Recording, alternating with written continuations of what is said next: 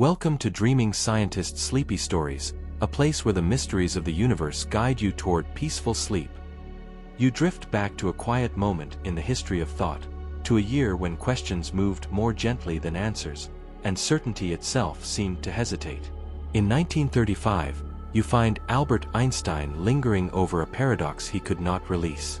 Not a wild speculation, not a rebellion against reason, but a careful pressure applied from inside the mathematics of quantum theory. If the equations were right, and they kept proving themselves right, then something in nature appeared to coordinate itself across distance without waiting for light to travel in between. Many physicists resisted this idea, not because the calculations failed, but because the consequences felt too disruptive to accept. Relativity worked. Quantum mechanics worked. Yet together, they whispered rules about time and influence that could not easily live side by side. And the unease did not begin with critics. It began with Einstein himself. Why Einstein suspected influences beyond light. You step into the early 20th century, where Einstein reshaped the meaning of time itself. In 1905, when special relativity appeared, its deepest achievement was not an equation, but a reordering of reality. By insisting that light moves at the same speed for every observer, Einstein fused space and time into a single structure. Events no longer had a universal order. What happens now for one observer may not be now for another moving differently.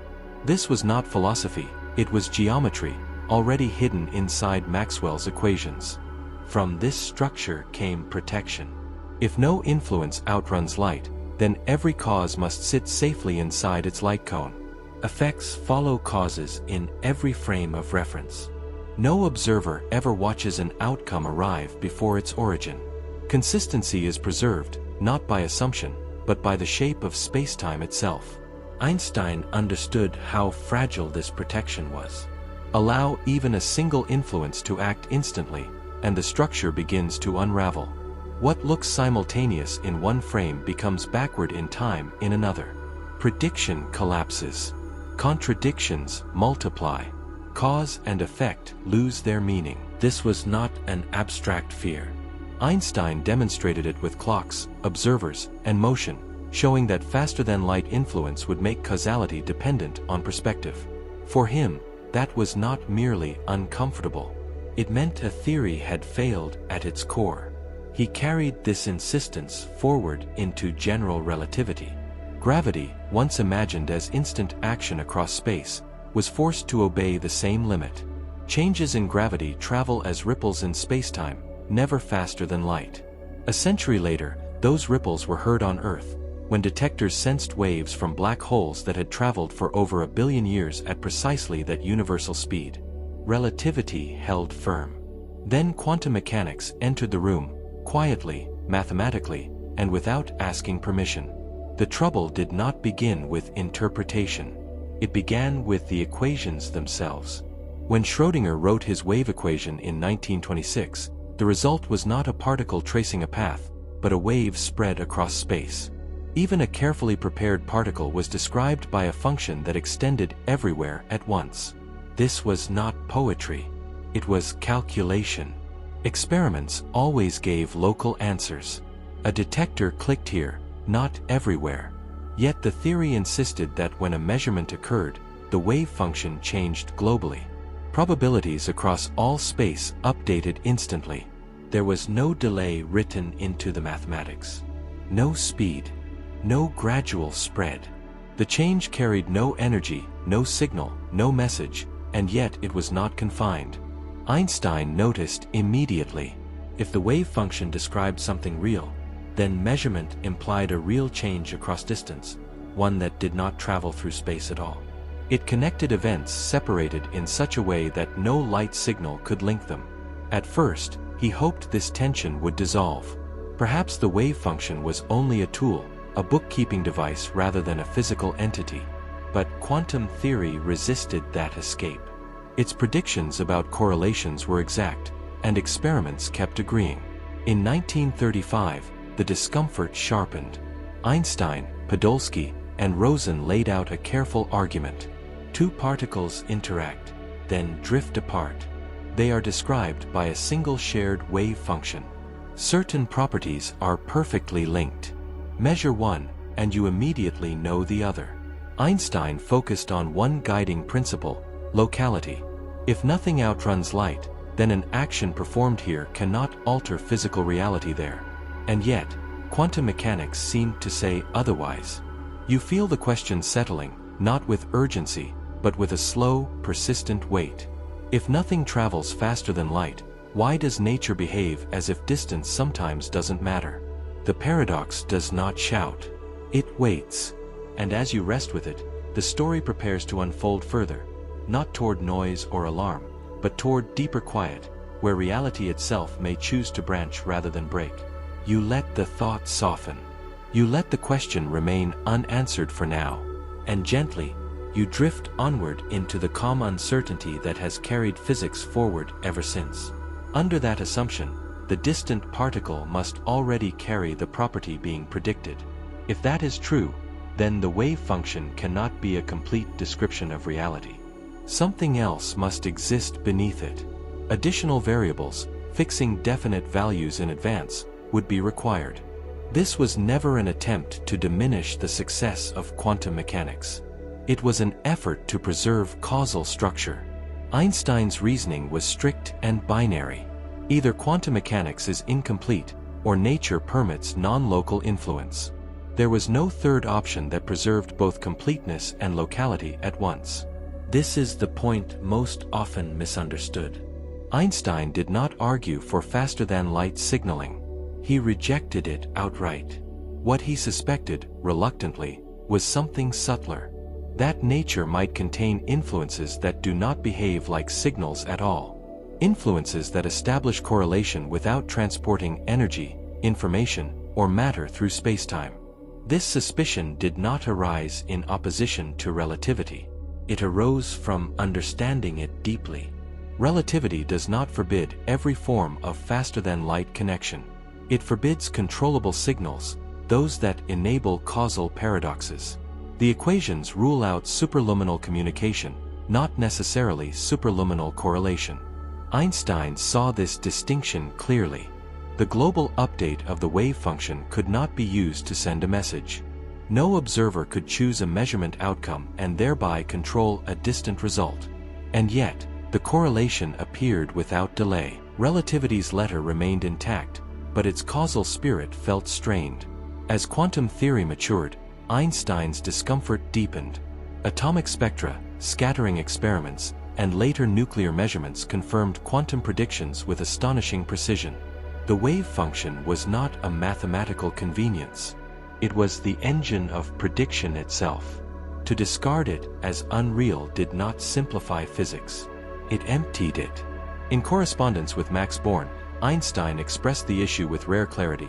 I cannot seriously believe in it, because the theory cannot be reconciled with the idea that physics should represent a reality in time and space free from spooky actions at a distance. The phrase became famous. The meaning is often softened. Einstein was not rejecting mystery. He was rejecting a theory that allowed real physical change without mediation through spacetime. Hidden variables offered a possible escape. If particles carried definite properties from their creation, then measurement would simply reveal what already existed. No distant influence would be required. Locality would be preserved. Einstein regarded this not as a solution, but as a provisional hope. What mattered was the logic. If experiments were ever to rule out local hidden variables, then the remaining conclusion would be unavoidable. Nature allows non-local influence even while forbidding faster-than-light communication. This is why Einstein's position appears paradoxical only at first glance. He built the light speed limit to defend causality. When quantum mechanics pressed against that defense from within, he followed the logic without retreat. He did not celebrate non-locality. He acknowledged it as a structural implication if completeness was to be retained. Modern experiments have clarified the stakes. Bell's theorem, formulated in 1964, translated Einstein's dilemma into testable inequalities. Laboratory tests refined over decades, closing loopholes one by one, consistently violate those inequalities exactly as quantum mechanics predicts. The correlations appear. No signals are sent. Relativity's operational limits hold. And yet, locality in Einstein's strict sense does not survive. These results do not overturn Einstein's insight. They sharpen it. The universe enforces the light speed limit for signals, energy, and control. But it also permits correlations that do not wait. Something links distant events without traveling between them. Einstein sensed this long before experiments could decide the matter.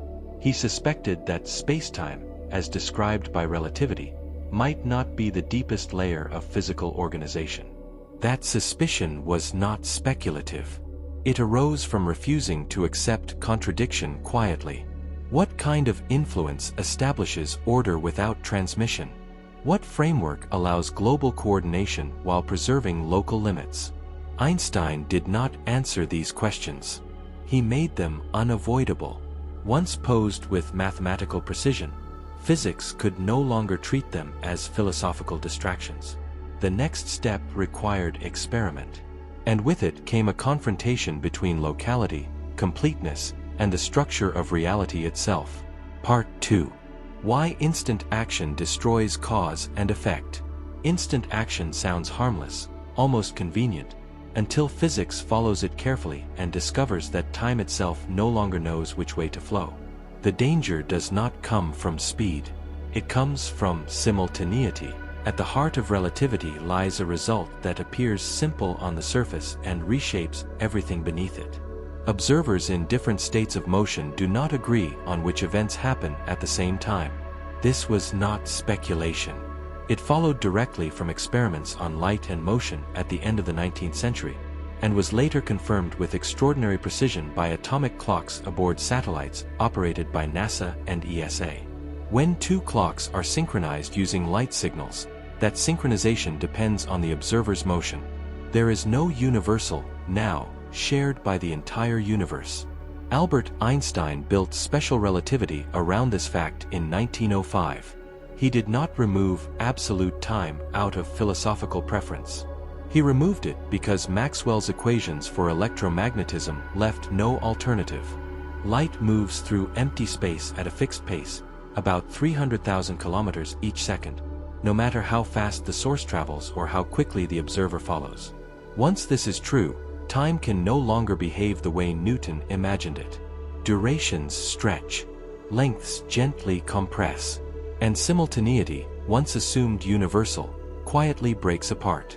This break is not subtle. Two flashes of lightning that seem to strike together for someone standing beside a railway will not appear simultaneous to someone gliding past on a train. The mathematics leaves no room for negotiation. Each observer is correct within their own motion. There is no hidden adjustment that restores agreement afterward. Relativity survives this fracture by imposing a single, careful rule. No physical influence may outrun light. Every cause must remain inside the light cone of its effect. That geometric boundary does something remarkable. Even though observers disagree about when things happen, they never disagree about what caused what. If event A can influence event B in one frame, it can do so in every frame. Causality stays intact. Now imagine lifting that rule. Suppose an influence exists that acts not just quickly, not nearly at light speed, but instantly, truly without delay. In one reference frame, the cause and the effect occur at the same moment. But in another frame, moving differently, that same connection links events that are no longer simultaneous. Because time coordinates transform with motion, the effect can arrive before the cause. This is not metaphor. It is a direct consequence of the Lorentz transformations. Once an influence links events separated by space in this way, time ordering becomes dependent on perspective. In some frames, the effect comes first. In others, it does not. Physics loses the ability to say what produced what. Explanation dissolves. Einstein saw this immediately. Instantaneous action was not merely fast action. It was a structural violation. It allowed, at least in principle, closed causal loops, situations where an effect could circle back and influence its own cause. When such loops exist, prediction no longer has meaning. Equations may still return numbers, but understanding collapses. This is why Einstein rejected the instantaneous pull in Newtonian gravity. Newton himself had been uneasy, calling it an absurdity in his letters. Einstein resolved the problem by changing what gravity is. In general relativity, gravity is no longer a force reaching across space. It is the curvature of spacetime itself. Changes in that curvature travel outward as waves, moving no faster than light. For decades, this remained a prediction without confirmation. Then, in 2015, detectors on Earth sensed faint ripples in spacetime from two black holes spiraling together more than 1 billion light-years away. The signal arrived exactly when it should have. No early tug. No instant effect. Gravity obeyed the same causal discipline as light. This success strengthened Einstein's conviction. Nature protects cause and effect by enforcing a universal speed limit. And yet, quantum mechanics would not cooperate. The difficulty was not that quantum theory predicted faster-than-light signals. It never did. The trouble was quieter and deeper. The theory described systems using a wave function spread across space. When a measurement occurred, that mathematical description changed everywhere at once. No delay appeared in the equations. This raised a question that interpretation could not soften. If the wave function corresponds to physical reality, then measurement produces a physical change without travel time. The update is instantaneous in any frame where the measurement happens at a single moment. Einstein recognized that this quietly reintroduced the very structure relativity had worked to remove. An instantaneous update behaves like an influence that ignores spacetime geometry. It connects distant regions without crossing the space between them. To see why this matters, imagine two observers moving relative to one another, watching measurements performed at distant locations. In one frame, the measurement at location A happens first. In another frame, the measurement at location B happens first. If the theory insists that the outcome at one location instantly affects the other, then which one is the cause? The answer depends on motion. Quantum mechanics avoids practical contradiction by forbidding control. No observer can choose the outcome of a measurement. No usable signal can be sent. Operational causality survives. But the deeper tension remains. The correlations do not wait. Their order is undefined. Einstein saw this as no minor flaw. It reopened the causal wound relativity had closed. In special relativity, simultaneity is relative, but causality is absolute. In quantum mechanics, correlations appear that do not fit cleanly into that structure. This is why the word instant was never harmless to Einstein. Instant means time ordering that depends on reference frame. And frame-dependent ordering means the loss of invariant cause and effect. The Einstein-Podolsky-Rosen argument sharpened this concern. By constructing a system where measuring one particle allows immediate prediction of another, Einstein showed that quantum mechanics must choose. Either it permits non-local influence, or it denies that physical properties exist before measurement. Both options were unsettling. One weakened spacetime causality. The other weakened physical realism. Bohr responded by shifting the focus, insisting that physics should concern itself only with measurement outcomes, not underlying mechanisms. The debate did not disappear. It moved. Experiments continued. Predictions were confirmed. The causal picture remained blurred. Decades later, John Bell showed that no theory preserving both locality and predetermined properties could reproduce quantum statistics. Experiments would go on to violate Bell's inequalities again and again. The correlations exist. They are real. They cannot be explained by any influence limited by light speed. Modern laboratories, supported by space agencies and precision timing systems, have tested these effects with increasing separation and control. Entangled photons sent kilometers apart still coordinate their outcomes. Timing windows shrink. Detectors improve. The pattern remains. None of this means the universe permits practical causal paradoxes. No information travels faster than light. Relativity's operational rules still govern technology. Systems like global navigation would fail instantly if they did not, and they do not. What these results suggest is quieter and stranger. The universe appears to coordinate outcomes without transporting influence through spacetime. Cause and effect remain secure at the level of signals. But beneath that layer, correlation follows a different geometry. Einstein understood the stakes before experiments could speak. He did not fear mystery. He feared inconsistency. Instantaneous action was unacceptable, not because it was odd, but because it made time unreliable. The irony is gentle and sharp. Relativity dissolved absolute simultaneity to save causality. Quantum mechanics preserved predictive power while loosening the causal scaffolding beneath it. Physics was forced to face a possibility it never sought. Not faster travel, not exotic communication, but a form of connection that does not move at all, yet still binds distant events together. If instant action undermines cause and effect, and quantum mechanics insists on instant correlation, then something deeper than spacetime must be organizing reality. That realization does not resolve the paradox. It brings it into focus. Cause and effect no longer emerge from spacetime geometry alone.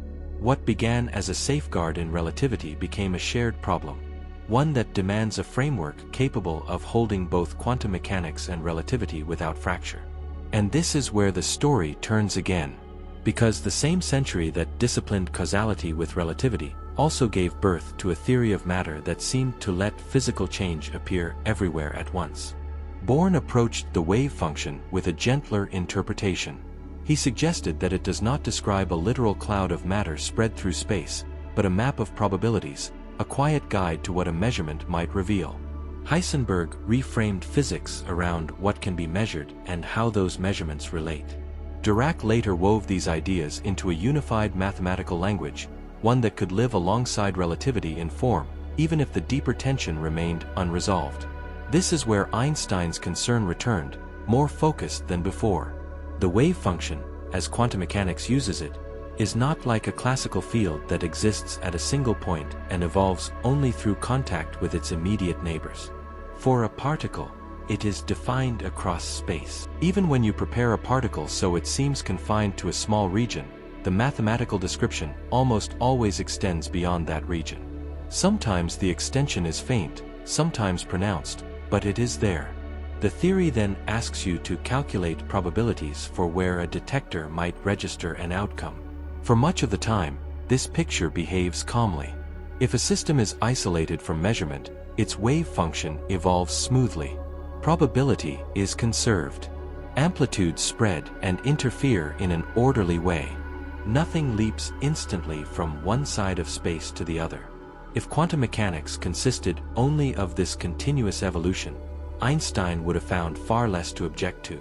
The difficulty enters when measurement appears. Measurement is not a side note in quantum mechanics. It is the bridge between the abstract state and the concrete event.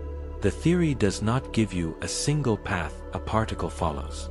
It gives you a range of possible outcomes, each with a weight.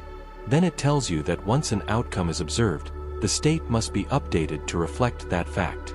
In many textbook descriptions, this update is sudden. The wave function is said to reduce to a form consistent with what was observed. This is the moment where relativity's careful architecture seems to strain. If a wave function extends across two distant regions and a measurement occurs in one, the updated description assigns zero probability to outcomes incompatible with that result, including outcomes that might have occurred far away. The change in the mathematical description is immediate. It is global. It is as if the theory, in its bookkeeping, reaches across space and rewrites what is allowed elsewhere without waiting. Einstein's objection was not that this enabled faster-than-light communication. It does not. You cannot choose the outcome of a measurement. You cannot steer what happens at a distance by deciding what you see nearby. This is why quantum mechanics fits comfortably with the practical limits of communication technology. His concern was subtler. In relativity, when something changes here and later something changes there, you ask what traveled between them. What carried the influence? What energy or momentum moved? What local process linked the events? The theory answers through spacetime geometry. In quantum mechanics, the global update offers no such story. No messenger crosses the distance. And yet, the outcomes behave as if the separated pieces remain parts of a single whole. The EPR argument sharpened this into a clean dilemma, but Einstein had been tracing the same structure even earlier. Imagine a single particle prepared so it can be detected in one of two widely separated locations, like a carefully split beam. The wave function assigns amplitude to both paths. If you detect the particle on the left, you will never detect it on the right in the same run. Experiments confirm this endlessly, from single photon interference to electron interferometers. So what happened on the right at the moment the left detector registered a click? If the wave function is only a bookkeeping device, you might say that nothing physical happened on the right, only your information changed. Einstein resisted this move. To him, it turned physics into a prediction engine without a clear account of what exists independently of observation. He wanted a theory in which the world possesses definite properties whether or not anyone looks. If the wave function is physically real, then something about the right side must have changed when the left side was measured, because the state describing the right side is now different. That update is instantaneous in the formalism. This is non-locality in a strict sense, not as a signal, but as a coordination of the description of reality across space without travel time. This is how quantum mechanics reopened the paradox relativity had carefully buried. Relativity forbids influences that would lead to frame-dependent reversals of cause and effect in any operational way. Quantum mechanics respects that ban on controllable signaling. And yet, it introduces correlations that behave as if the joint system has a single state that updates everywhere at once. It is tempting to dismiss this as a dispute over words, state, information, reality. But the difference becomes concrete when you ask what a deeper theory would need to accomplish. A deeper local theory would have to assign definite properties to each subsystem and still reproduce the statistics of quantum mechanics. It would need to recover interference patterns, entanglement correlations, and precise outcome frequencies, all while allowing only influences that propagate no faster than light. Einstein believed such a theory must exist, not because it was easy, but because without it, the structure of explanation in spacetime felt incomplete. The EPR paper was not a declaration. It was a demonstration.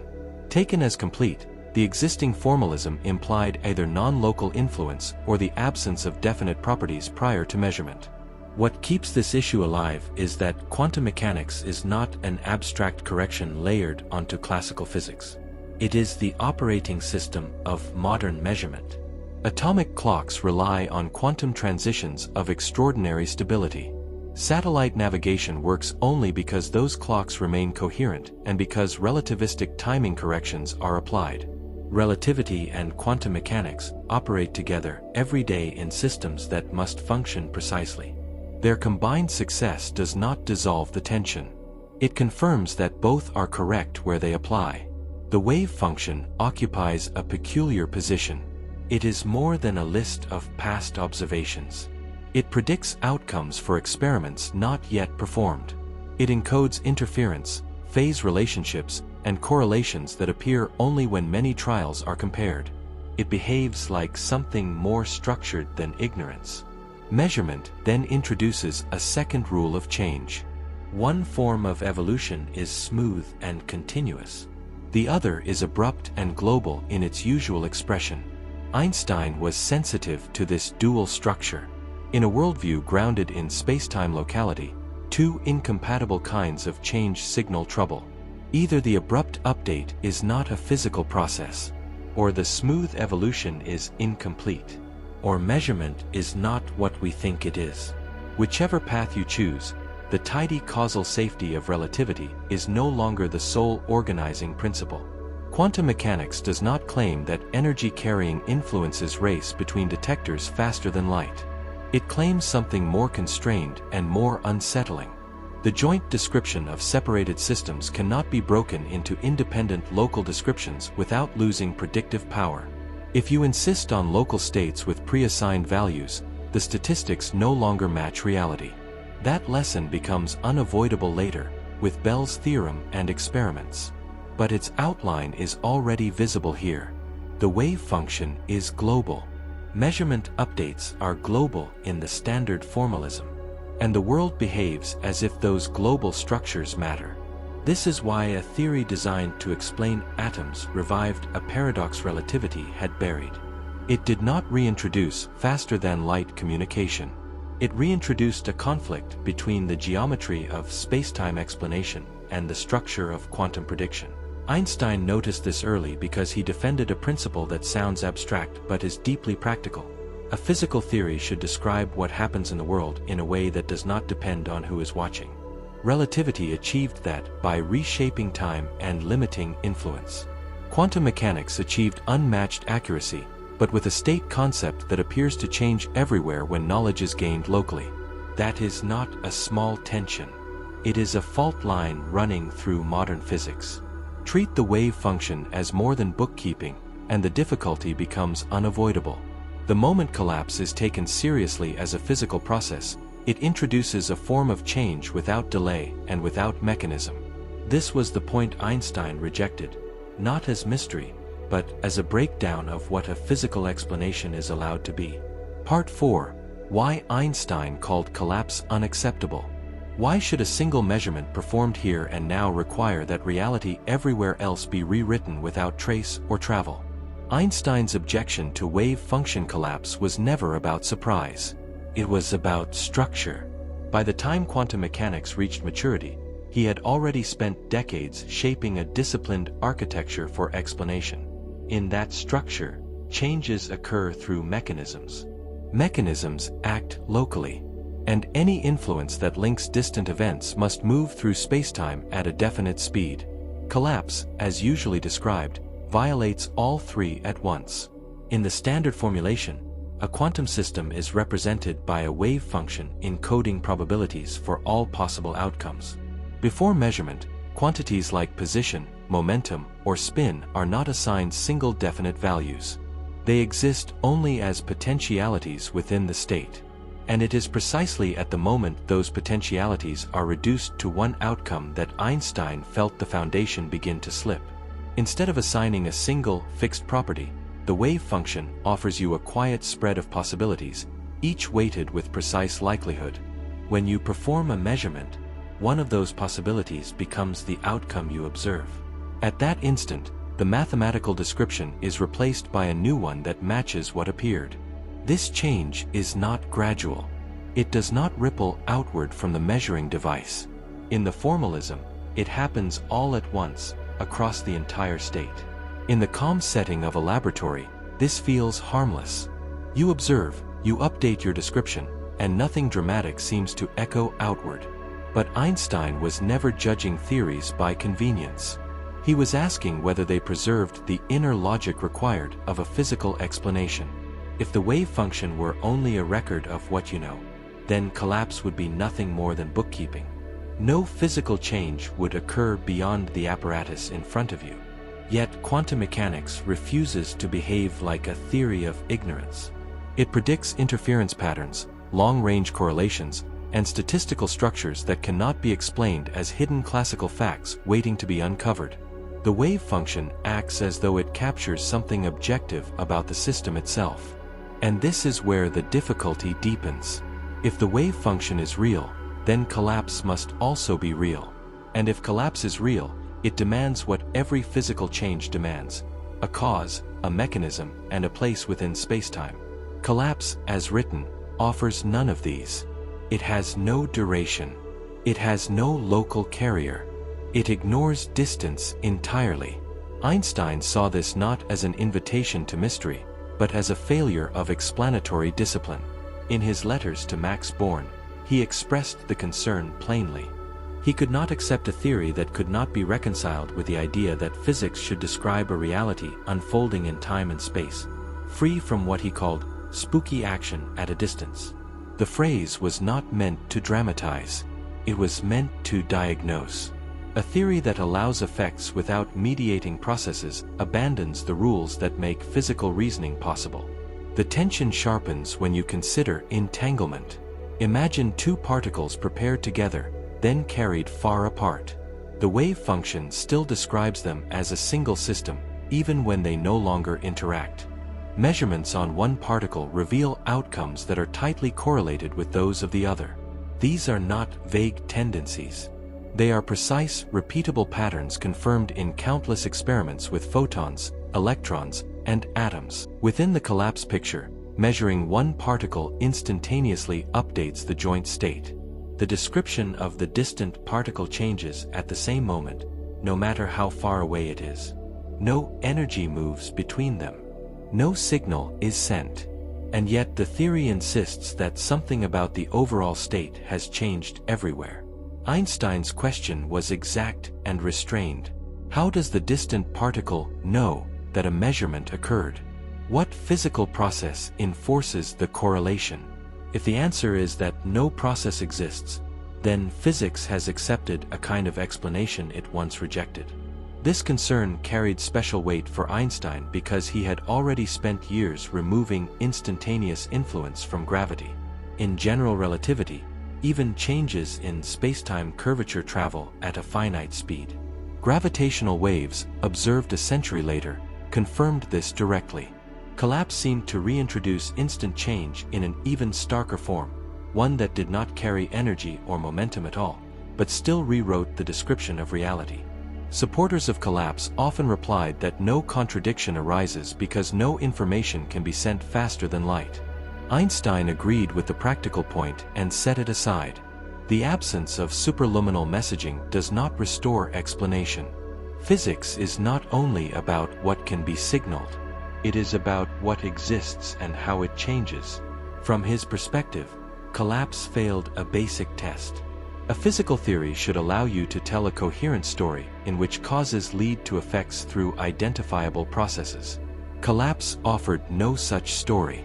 It appeared only at the boundary between mathematics and observation, as if measurement itself had been elevated to a special physical status. That elevation troubled him deeply.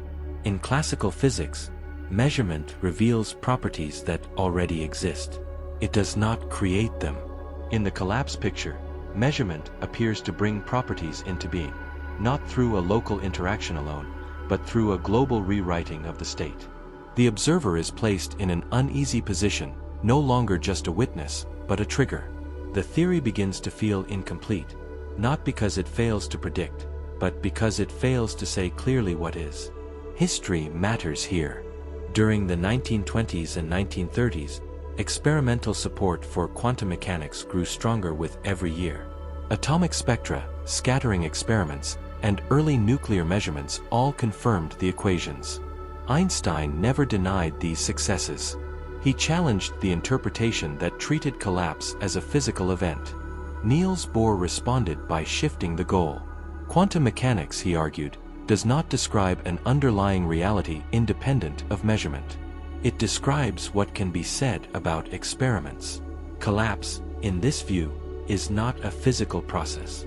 It is a change in the conditions under which predictions are made. The theory remains silent about what happens between measurements.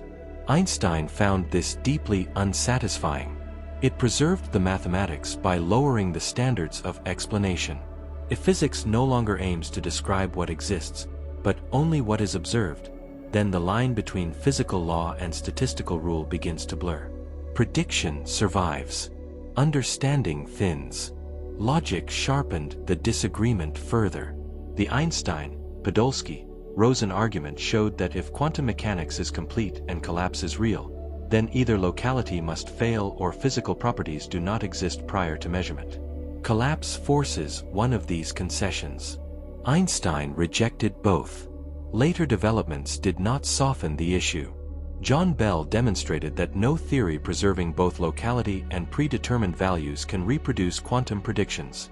Experiments performed over decades violated Bell's inequalities exactly as quantum mechanics demands. The correlations are real. Local hidden variables fail. To Einstein's standard, this did not redeem collapse. It clarified why it was unacceptable.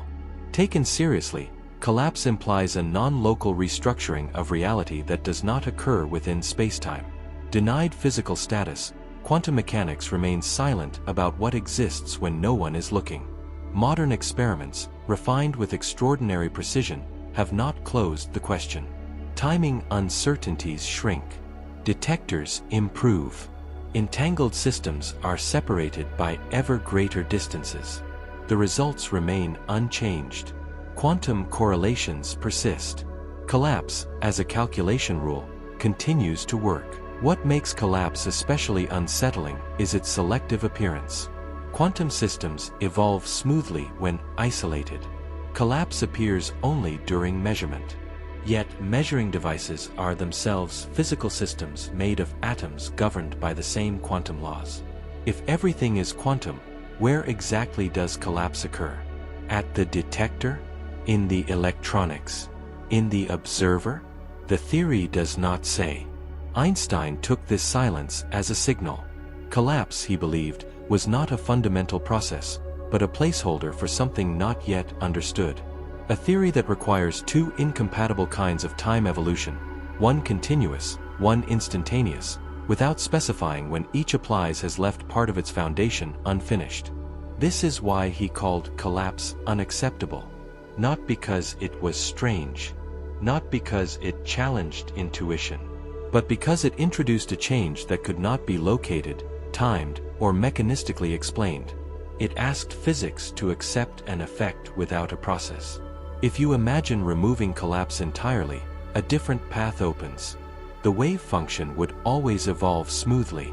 Measurement would need to be explained as part of that evolution. The paradox of instant global change would fade.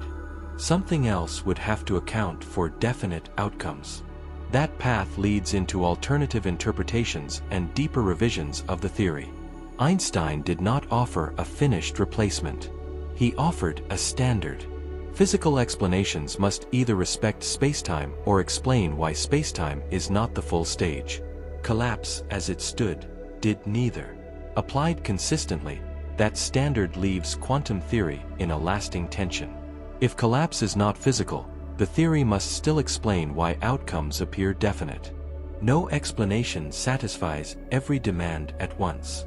This is where the disagreement between Einstein and Bohr hardened, not into a temporary dispute, but into a lasting divide over what physics is required to explain, and what it is allowed to leave unspoken. Part 5. Why the Einstein-Bohr debate never truly ended. Physics declared a verdict. Textbooks moved forward. And yet the question that divided Einstein and Bohr remained exactly where it began. By the late 1920s, quantum mechanics had proven itself beyond doubt as a predictive framework. Calculations matched spectral lines. Scattering experiments aligned with theory.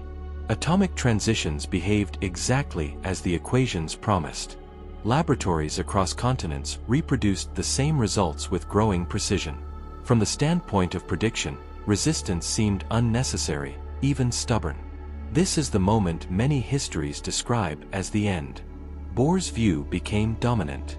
Quantum mechanics, he argued, does not depict an underlying microscopic reality in the classical sense.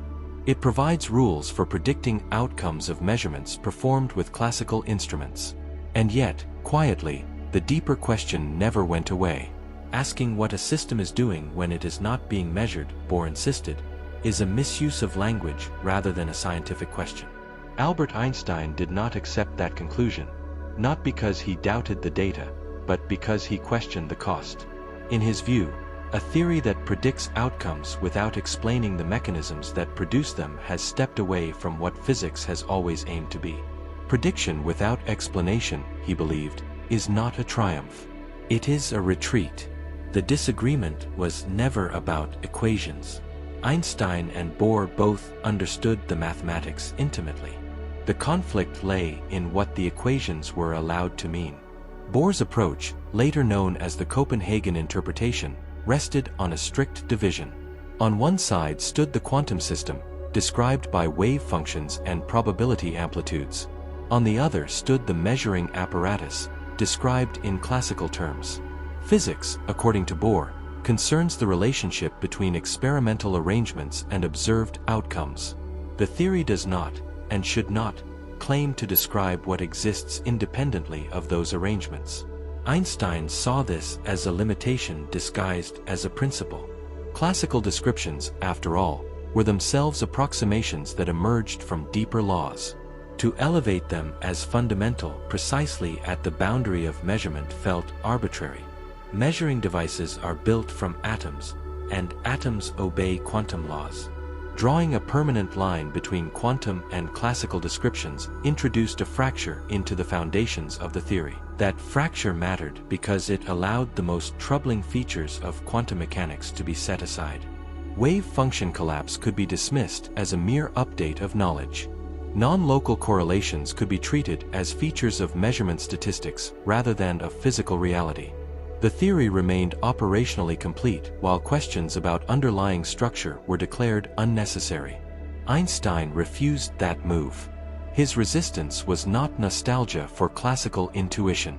It was a defense of a standard that had guided physics from Galileo through Maxwell and into relativity. In that tradition, a physical theory aims to describe what exists and how it changes, not merely what observers record. The fact that a theory predicts correctly does not absolve it from explaining the processes behind those predictions. The clash became most visible during a series of intense discussions at the Solvay conferences in Brussels. These were not casual debates. They were meetings of the leading physicists of the era, confronting unresolved questions at the heart of the theory. Einstein repeatedly presented carefully crafted thought experiments designed to show that quantum mechanics, as commonly interpreted, either permitted contradictions or relied on hidden assumptions. Bohr responded with equal care, often revising his arguments overnight to meet Einstein's latest challenge. These exchanges were not philosophical sparring matches. They were disputes about what a physical explanation is allowed to be. One of the most persistent points of tension was completeness. Bohr maintained that quantum mechanics is complete because it yields all possible predictions about measurement outcomes. Einstein argued that a theory can be predictively complete and still descriptively incomplete. If it cannot account for definite properties prior to measurement, or if it relies on unexplained global updates, then something essential is missing. The Einstein-Podolsky-Rosen argument crystallized this concern. It did not claim that quantum mechanics was wrong. It claimed that if the theory were complete, then either locality or the independent existence of physical properties would have to be abandoned. Bohr rejected the framing itself, arguing that the very idea of properties independent of measurement is ill-defined in the quantum domain. Here, the debate quietly stopped evolving. As physics moved forward, Bohr's position proved extraordinarily effective. Engineers and experimentalists could calculate outcomes without committing to any deeper ontology. Semiconductor physics, lasers, magnetic resonance imaging, and later quantum optics all flourished. The theory delivered results. Funding followed results. Teaching followed funding. Einstein's position, by contrast, offered no immediate calculational advantage. It demanded deeper structure without providing a ready-made replacement.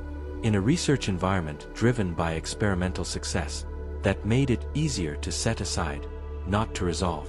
And yet the core question remained untouched. Does the wave function describe something real, or does it merely encode probabilities? If it is real, how can its global changes be reconciled with relativistic causality? If it is not real, what physical substrate gives rise to the observed correlations? Bohr's answer was to narrow the scope of physics. Einstein's answer was to widen it.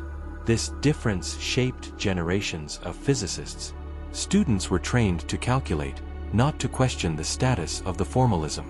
Foundational inquiries were often treated as distractions rather than research programs. The success of the Copenhagen approach created an atmosphere in which unresolved issues could be labeled as settled by convention rather than by argument. But the universe did not cooperate with that closure. As experimental techniques advanced, phenomena once considered purely conceptual became testable. Entanglement, initially a thought experiment, became a laboratory reality. Bell's theorem transformed Einstein's concerns into inequalities that could be measured. Experiments violated those inequalities exactly as quantum mechanics predicted, ruling out wide classes of local hidden variable theories. These results did not vindicate Bohr in the way many expected. They did not show that quantum mechanics needs no deeper explanation. They showed that any deeper explanation must confront non-local structure directly. The problem Einstein raised became sharper, not softer. Modern experiments, supported by agencies such as NASA and ESA, now rely on entanglement and coherence across distance. Satellites distribute entangled photons. Ground stations measure correlations. The technology works because the theory predicts correctly. Yet the interpretation remains open. Bohr's framework explains why predictions succeed. It does not explain why the world has the structure that makes those predictions possible. Einstein's dissatisfaction lived in that gap. He did not deny that quantum mechanics describes experiments accurately. He denied that accuracy alone defines understanding. A theory that draws a line at measurement and refuses to describe what lies beyond that line leaves part of reality unexplored by principle. This is why the debate never truly ended. It was never about who won an argument. It was about which questions physics is allowed to ask. In practice, the field chose Bohr's restraint because it delivered results quickly. In principle, the questions Einstein insisted on never disappeared. They were postponed.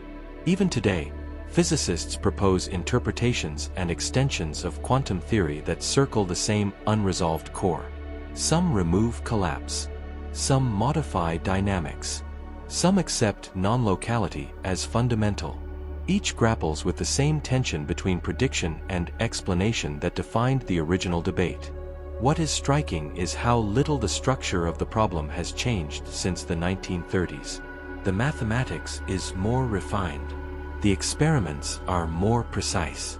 The philosophical language is cleaner. Yet the divide remains intact. Should physics aim only to predict measurement outcomes, or should it aim to describe what exists independently of those measurements? Can a theory that avoids explanation be considered complete, even if it never fails experimentally? Einstein believed the answer mattered, not as a matter of taste, but of coherence. A science that relinquishes explanation risks becoming a catalog of rules without a map of reality. Bohr believed restraint was strength, that insisting on classical descriptions where they apply and quantum rules where they are needed was the only way to avoid confusion. Institutionally, physics sided with Bohr. Conceptually, it never escaped Einstein. That long-standing tension did not escalate through argument, but through observation. When experiments began revealing correlations that formed without any mediating process in space or time, the problem changed character. Entanglement did not introduce a new puzzle. It exposed an old one in a form that could no longer be contained by prediction alone. What Einstein refused to set aside returned, not as philosophy, but as experimental fact demanding structural explanation. Part 6. Why entanglement made the problem impossible to ignore. Separating particles across space was supposed to make physics simpler. Entanglement did the opposite. It tightened the paradox until it could no longer be ignored. Before entanglement entered the laboratory, the tension between quantum mechanics and relativity could still be treated as abstract. Wave functions were mathematical tools. Collapse could be discussed as a calculational step. Non-locality sounded like an interpretive concern rather than a feature of the world. Entanglement changed that completely. In quantum mechanics, when two particles interact and then separate, the theory does not assign them independent states. It assigns a single joint description. The properties of each particle are not individually specified. Only the properties of the pair as a whole are definite. This is not philosophical decoration. It is the direct output of the equations. Consider a well-tested example involving spin. Two particles are prepared so that their total spin is fixed, even though the spin of each particle individually is not. Once separated, neither particle carries a definite spin direction on its own. Yet when one particle is measured and found to have a particular orientation, the other is immediately found to have the opposite orientation if measured along the same axis. The correlation is exact. Einstein, Podolsky, and Rosen recognized the significance of this structure in 1935. Their argument relied not on advanced mathematics, but on clarity. If the particles are far apart and no influence can travel faster than light, then measuring one cannot affect the other. Under that assumption, the second particle must already possess the property the measurement reveals. Otherwise, the prediction would fail. But quantum mechanics assigns no such pre-existing properties. It assigns only joint probabilities.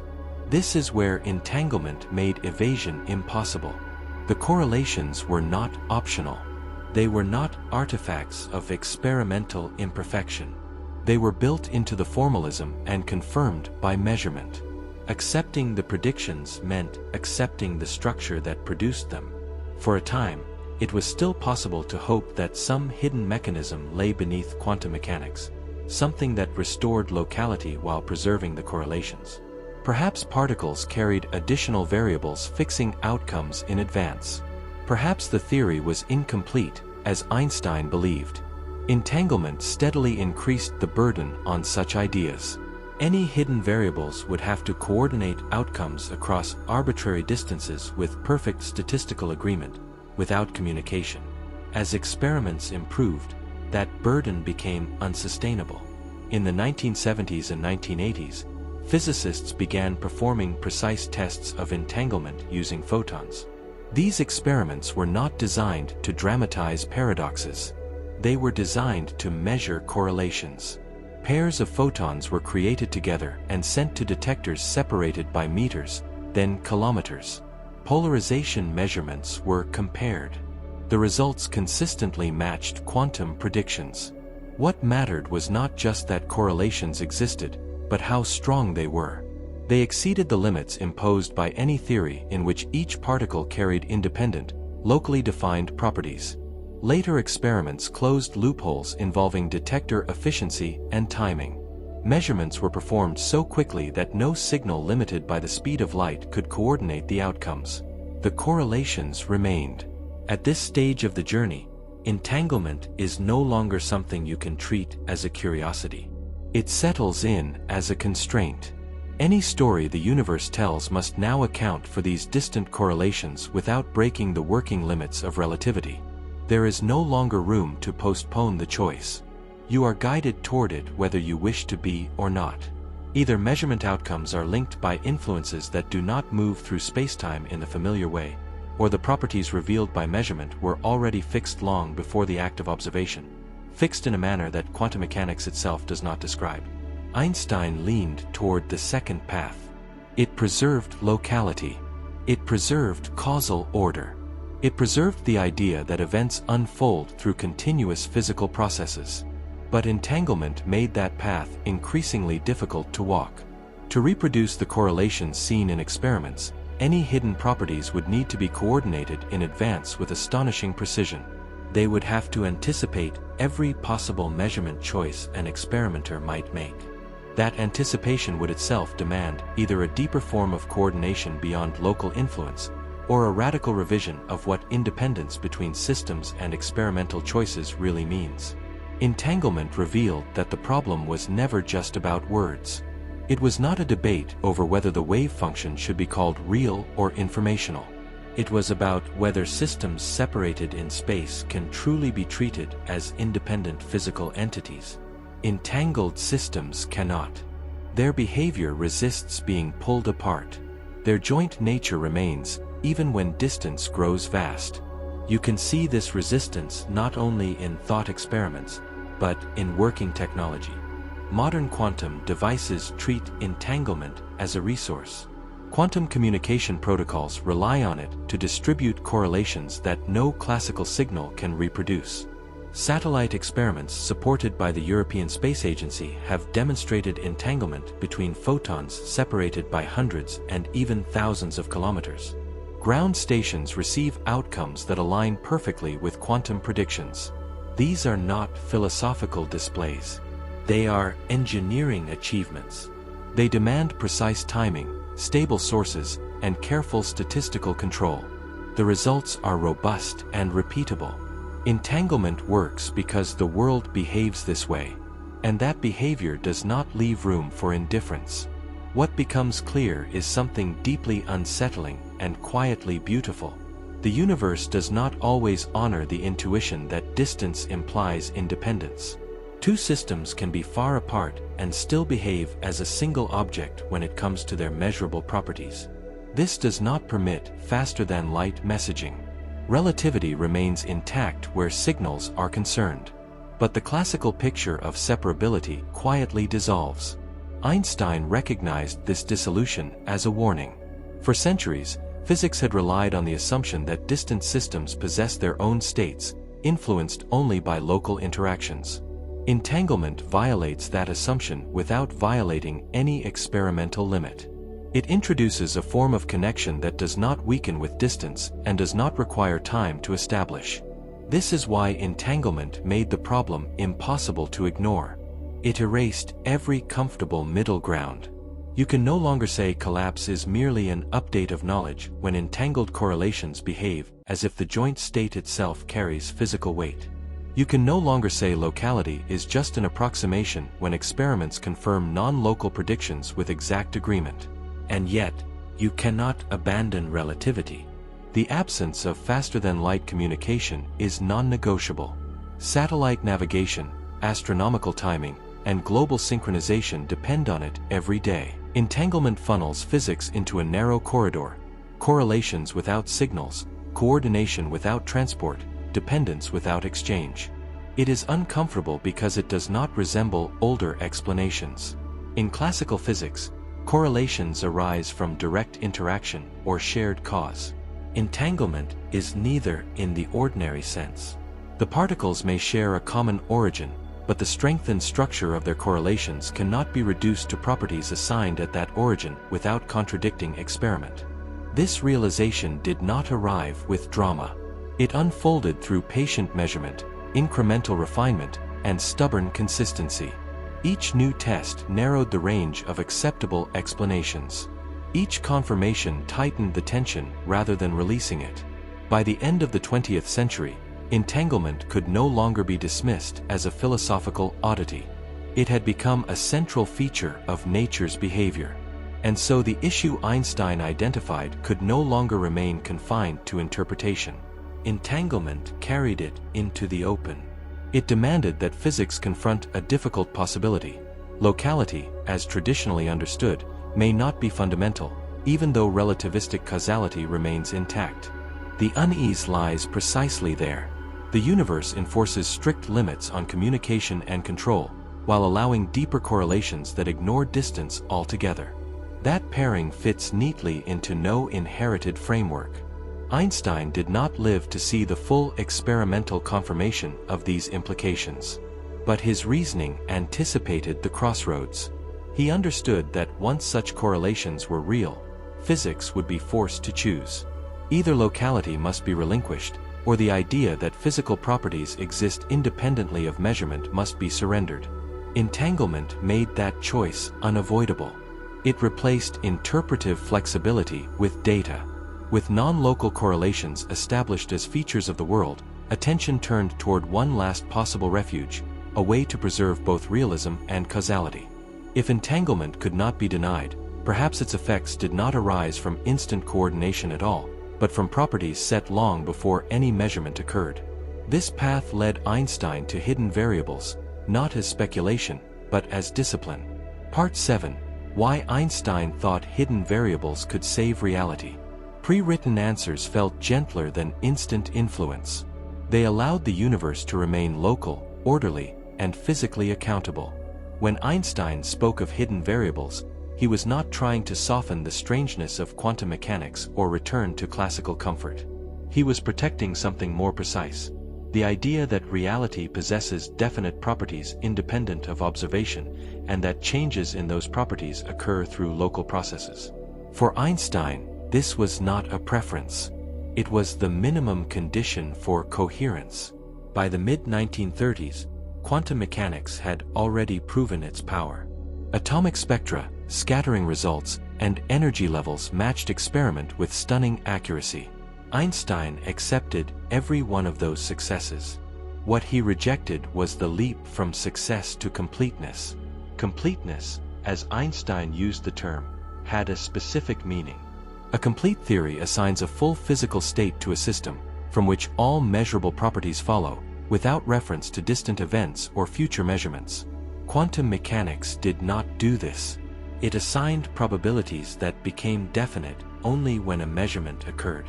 Hidden variables were his proposed repair, not something mystical. Simply additional physical parameters absent from the wave function, specifying the actual state of a system at all times. These parameters would determine outcomes in advance, even if quantum mechanics itself could not predict them individually.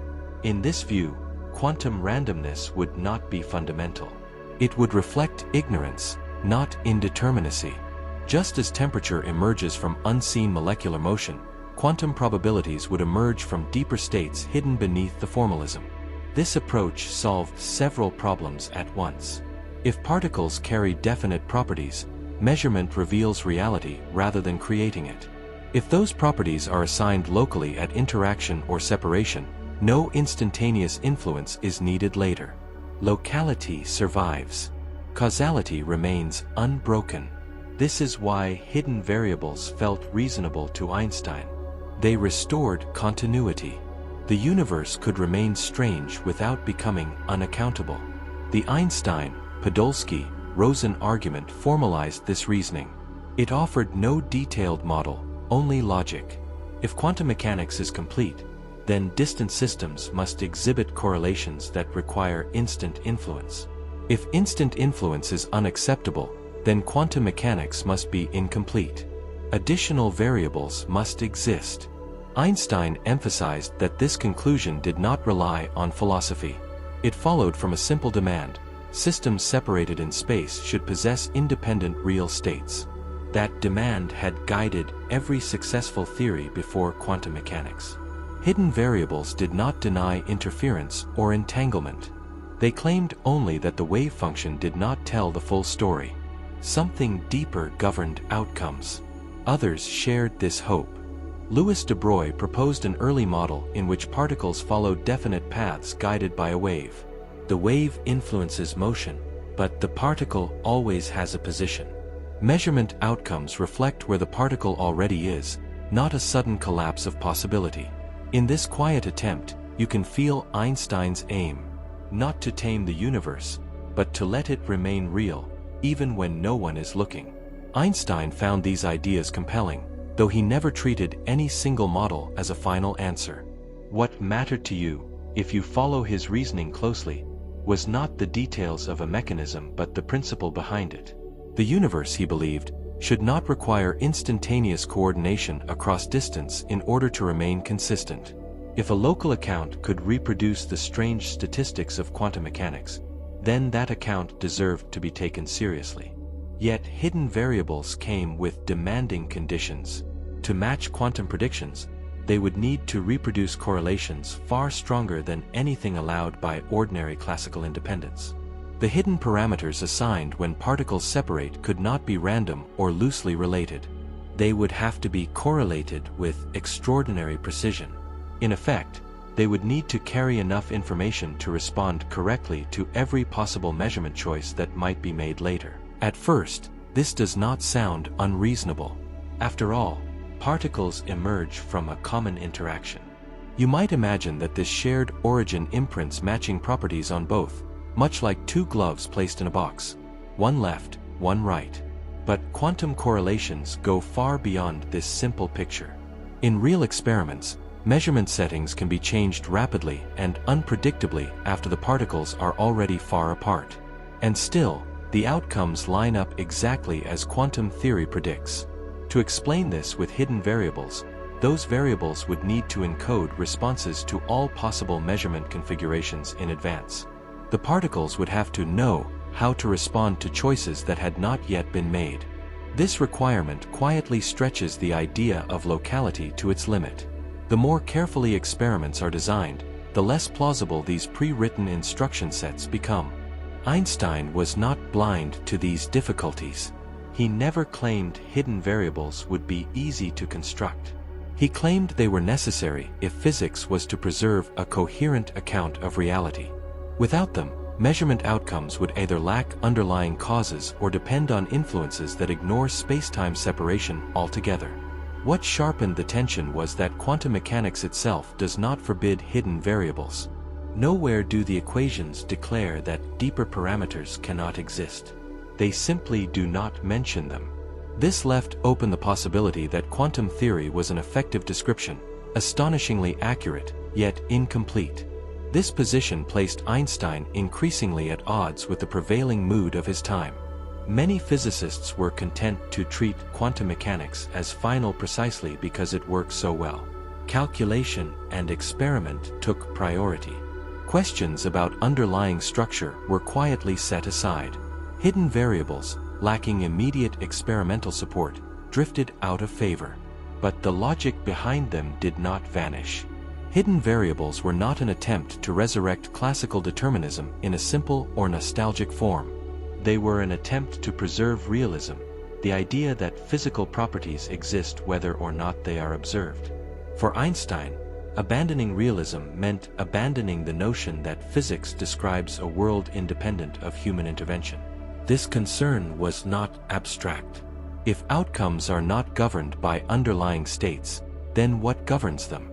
If randomness is fundamental, what does that randomness act upon? These questions do not undermine prediction, but they unsettle explanation. Later developments would force these issues into sharper focus. John Bell would show that no hidden variable theory that preserves locality can reproduce all quantum predictions. Experiments would confirm this. But in Einstein's lifetime, the door was still open. From his perspective, hidden variables represented a disciplined refusal to accept non-local influence as fundamental. They preserved the causal architecture of relativity while respecting the empirical success of quantum mechanics. They allowed the wave function to remain a powerful predictive tool without granting it full ontological authority. Einstein never claimed that hidden variables had been found. He claimed that without something like them, physics had accepted a theory that predicts outcomes without explaining how those outcomes arise in the world. To him, that acceptance came too early. It is important to notice what Einstein was not saying. He was not declaring quantum mechanics wrong. He was not insisting that determinism be restored at any cost. He was insisting that a physical theory should not require instantaneous coordination across space to explain correlated events. Hidden variables offered a way around that requirement. They traced correlations back to common causes in the past rather than sudden adjustments in the present. That structure aligned naturally with relativistic causality. This is why Einstein believed hidden variables could save reality. Not because they simplified mathematics, but because they preserved a way of thinking in which events have local causes, systems have definite properties, and explanation does not depend on observation itself. Whether that hope could survive experiment was not something Einstein lived to see fully resolved. What he left behind was not a failed theory, but a standard. Physics, he believed, should aim not only to predict what will be observed, but to account for what exists and how it changes. That standard would soon be tested in a decisive way. Part 8. Why John Bell showed locality could not survive. One quiet inequality, written without drama and tested without spectacle, was enough to dismantle the last refuge where Einstein believed locality might still endure. For decades after the Einstein-Podolsky-Rosen paper, the debate hovered in suspension. Quantum mechanics worked. Relativity held firm. Hidden variables offered a conceptual escape that preserved both realism and locality. But no one knew how to determine whether that escape route actually existed. The disagreement lived in language, assumptions, intuitions, and expectations about what explanation should look like. Then, in 1964, John Bell changed the landscape. Bell was not trying to overthrow Einstein. He admired him deeply. What troubled Bell was something quieter and more precise. Discussions of locality and hidden variables often drifted into vagueness. People spoke of influence and separability without stating what those ideas demanded in terms of measurable outcomes. Bell did what Einstein had always valued. He made the assumptions explicit. He began with two commitments that seemed modest, especially from Einstein's point of view. The first was locality. Outcomes measured here should not depend on choices made far away if no signal traveling at or below the speed of light can connect them in time. The second was realism, understood operationally. Measurement outcomes reflect properties that exist prior to measurement, even if those properties are encoded in hidden variables we cannot access. From these assumptions alone, Bell asked a sharp question.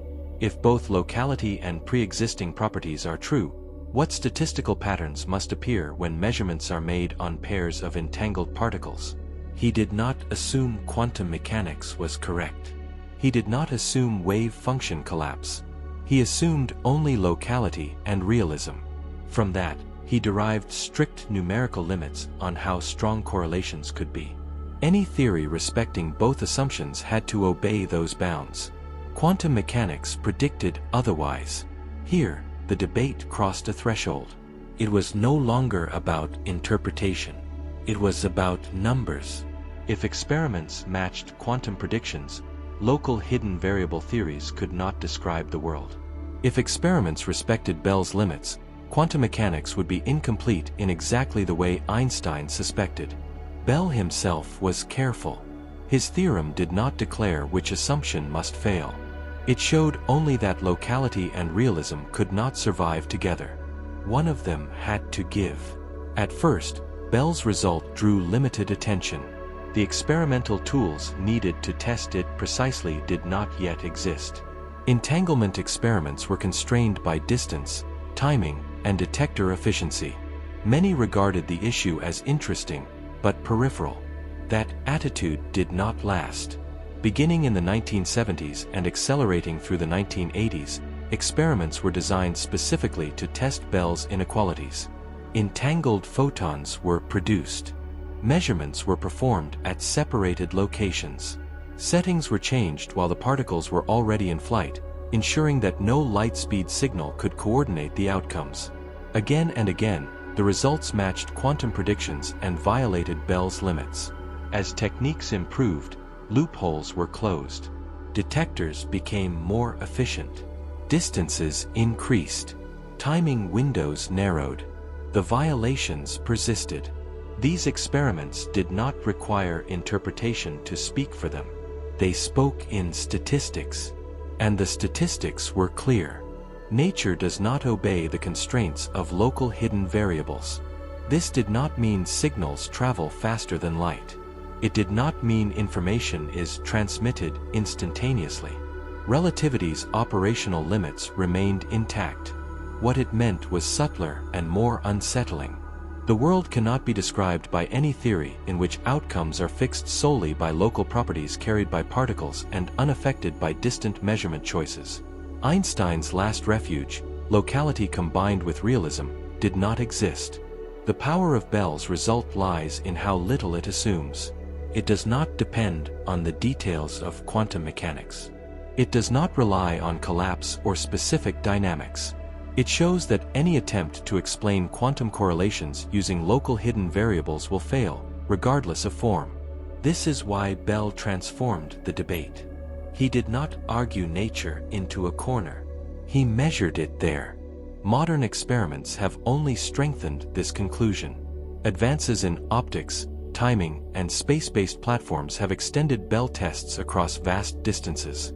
Entangled photons have been distributed over hundreds and thousands of kilometers. Measurement choices have been isolated from the rest of the experiment using independent random processes. The violations remain. Agencies such as ESA have supported satellite experiments that combine quantum optics with relativistic timing. These tests are not designed to provoke paradoxes. They are designed to build technologies and to discover what constraints the universe truly obeys.